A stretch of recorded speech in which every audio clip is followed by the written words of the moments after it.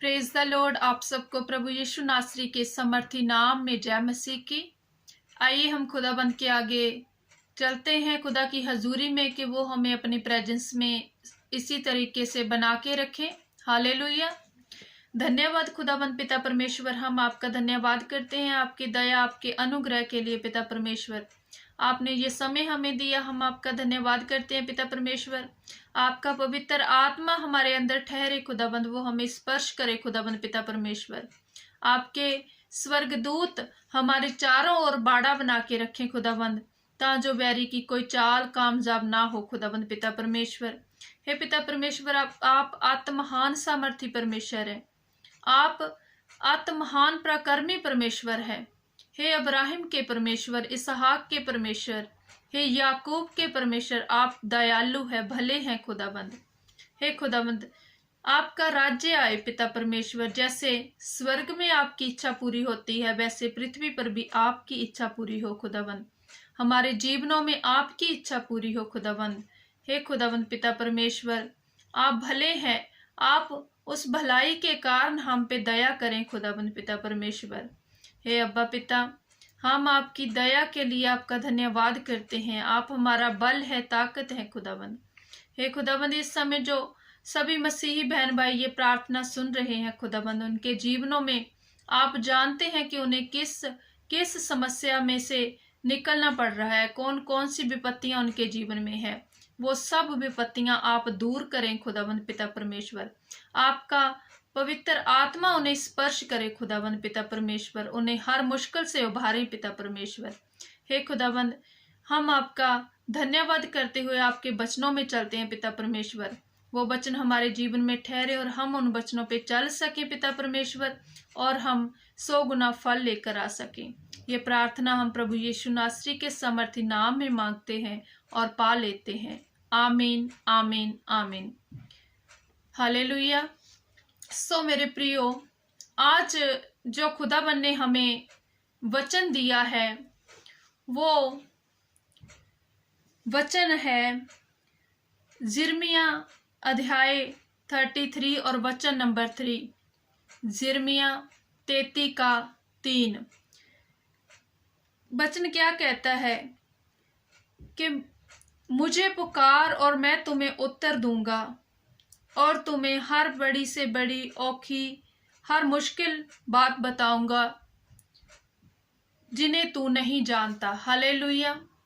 सो मेरे प्रियो, हम जब वचन में जाते हैं तो वचन हमेशा हमें कुछ ना कुछ ऐसी गहराई की बात बताता है जिन्हें हम नहीं जानते। हम एक वचन को इस समय पढ़ेंगे, उसका अलग अर्थ नजर आएगा। हम अपनी किसी और हालात में वो वचन पढ़ेंगे तो उसका अलग अर्थ हमारे सामने आता है। तो इसका मतलब क्या है? वचन तो वही होता है, लेकिन हर हालात के समय उसका अलग मीनिंग कैसे निकलता है। प्रियो, ये वचन सिर्फ एक लिखा हुआ अक्षर नहीं होते।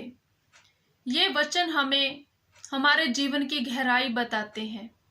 हमें उन गहराई पे कैसे काम करना चाहिए, हमें अपने जीवन के किस हालात को किस तरीके से उन हालातों को पार करना चाहिए, वो हमें बताते हैं।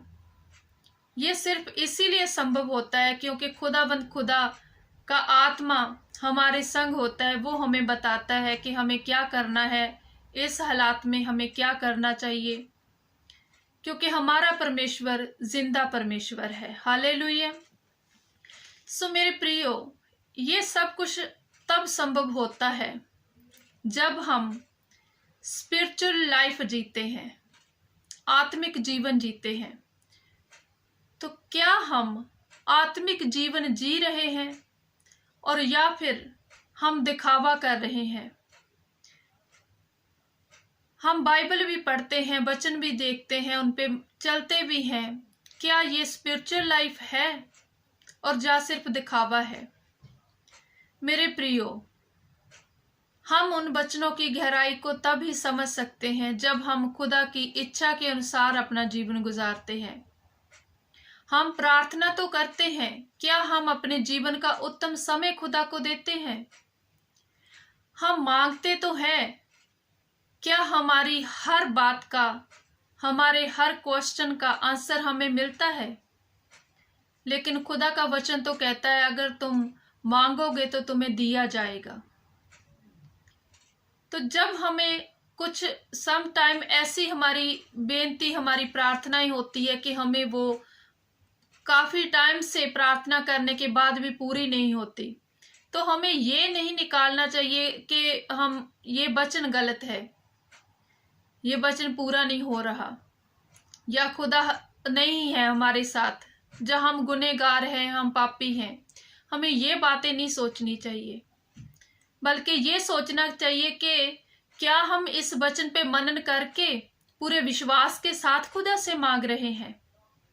सो मेरे प्रियो, हमें दिखावे की लाइफ नहीं, हमें अंदर से आत्मिक रीति के साथ आत्मिक जीवन जीना चाहिए, क्योंकि खुदा का वचन हमें सिखाता है कि हमारी जो स्पिरिचुअल लाइफ है वो कैसी होनी चाहिए। हमें पूरा टाइम, जब हम समय जो खुदा के साथ बिताते हैं, हमें वो रेस्ट वाला समय जो हमारे काम से हमें खाली समय मिलता है, वो टाइम हम खुदा को देने की कोशिश करते हैं। हम अपने शरीर की जरूरतों के लिए हम बिजी रहते हैं, लेकिन हमारा खुदा तो मेरे प्रियो अति महान सामर्थी है, अति उत्तम है। तो हम उन्हें उत्तम समय क्यों नहीं देते? हम सुबह उठते हैं, नहा धो के अपने कामों पे निकल जाते हैं, सोचते हैं शाम को फ्री होके आएंगे तो प्रेयर करेंगे, और शाम को काम से लौट कर आते हैं तो सोचते हैं अभी थकावट हो गई है, चलो जिस दिन छुट्टी होगी उस दिन हम प्रेयर कर लेंगे, बैठ जाएंगे। मेरे प्रियो, हमें ऐसा नहीं करना चाहिए। हमें दानियल की तरह प्रार्थना करनी चाहिए, पूरे ईमान के साथ, चाहे कुछ भी हो जाए, हमें वो समय परमेश्वर को देना है जो एक बार सोच लिया। हमें अपने जीवन का उत्तम समय, सर्वश्रेष्ठ समय जो है, जो हमारे जीवन में हम सोचते हैं कि ये समय हमारे लिए और हमें बहुत जरूरी है, हम इस टाइम पे ये काम करें, नहीं, वो उत्तम समय हमें खुदा को देना चाहिए, तो खुदा खुश होते हैं। सो मेरे प्रियो, हम बाइबल पढ़ते हैं तो उससे पूरे आदर के साथ पढ़ना चाहिए, क्योंकि बाइबल एक सिर्फ पुस्तक नहीं है, वो खुदा का दिल है, खुदा का आत्मा उसके थ्रू हमारे साथ बात करता है। खुदा उसके थ्रू, उन वचनों के थ्रू हमें अच्छाई देते हैं, हमें चंगियाई देते हैं, हमें अच्छा करते हैं, हमारे उत्तरों के जवाब देते हैं, अगर हम उन वचनों पे मनन करते हैं। सो मेरे प्रिय, जब हम प्रार्थना में बैठते हैं, हमें आंखें बंद कर कर ध्यान इधर उधर भटकाते हुए टाइम खुदा के साथ स्पेंड नहीं करना चाहिए। हम खुदा के साथ ऐसे बात करें जैसे हम अपने माता पिता के साथ बैठते हैं, बात करते हैं, क्योंकि खुदाबंद हमारे पिता है और हम उनके बच्चे हैं। खुदाबंद का वचन कहता है कि जो बच्चों की न्याय मेरे पास आएगा, मैं उसे स्वीकार कर लूंगा। तो हम क्यों अपने आप को इतने ज्ञानी, समझदार समझते हुए खुदा की हजूरी में जाते हैं? हमें बच्चों की तरह उनकी हजूरी में जाना चाहिए। सो मेरे प्रियो, हमें पूरे ईमान के साथ, पूरे विश्वास के साथ वचनों पे चलना चाहिए, वचन पढ़ने चाहिए। खुदा का वचन कहता है व्यवस्था सार अध्याय 28 और वचन नंबर 13 में, यहोवा तुम्हें सिर ठहराएगा, पूछ नहीं, वो तुम्हें ऊपर तक लेके जाएगा, कभी नीचे नहीं गिरने देगा, क्योंकि अगर तुम उसके हुक्मों की पालना करते हो। हालेलुया। तो वचन क्या कहता है कि अगर हम खुदावंद के हुक्मों की पालना करते हैं तो खुदावंद हमें सिर ठहराता है, पूछ नहीं। अगर हम उन्हें उत्तम समय देते हैं तो इसका मतलब ये नहीं कि हमारे काम खराब हो जाता है, या हम पीछे रह जाएंगे, उन्हें पता है कि हमें किस चीज़ की ज़रूरत है, वो हमारे दिल को जानते हैं, तो हमें दिखावा करने की ज़रूरत नहीं है। सो मेरे प्रियो, बस मैं आपको इतना कहूँगी कि आप खुदाबंद को हमेशा अपने अंग संग महसूस करें और उनसे प्रार्थना करें। अपनी स्पिरिचुअल लाइफ दिखावे वाली लाइफ ना जिए, बिल्कुल आत्मिक रीति के साथ आत्मिक उन्नति करें कि खुदाबंद हमसे सिर्फ यही चाहते हैं।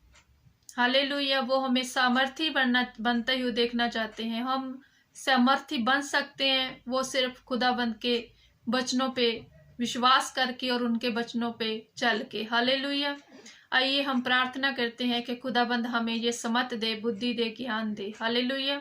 धन्यवाद पिता परमेश्वर, हम आपका धन्यवाद करते हैं कि आपने हम पे ये वचनों का रहस्य खोला है पिता परमेश्वर। आपने हमें ये समझ, बुद्धि, ज्ञान दिया है पिता परमेश्वर। हम इस पे चल सके और हम वचनों पे मनन कर सके पिता परमेश्वर। आपका पवित्र आत्मा हमारी सहायता करे खुदाबंद पिता परमेश्वर। आपकी इच्छा हमारे जीवन में पूरी हो खुदाबंद पिता परमेश्वर। ये सारी प्रार्थना हम प्रभु यीशु नासरी के सामर्थी नाम में मांगते हैं और पा लेते हैं। आमीन, आमीन, आमीन। आप सबको जय मसीह की।